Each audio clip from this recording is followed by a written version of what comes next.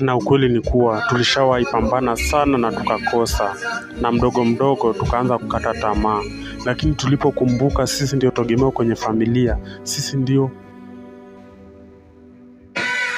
tunaoangaliwa kwenye familia, tuliinuka tena na kuanza kupambana kwa nguvu zote na kumweka Mungu mbele kwa kila kitu tunachofanya. Sasa hizi tunaona mambo yanaenda vizuri. Mungu anabariki. At least tulipokuwa jana, leo tumesonga hatua, na tunaamini kuwa ipo siku Mungu atasikiza maombi yetu, Mungu atatujibu jasho letu, na Mungu atakuwa na sisi katika kila jambo tunaloenda kufanya. Siri ni kumtanguliza Mungu mbele, tusichoke kupambana kwa kila kitu tunachofanya, na Mungu hatawahi tuacha kamwe. Okay?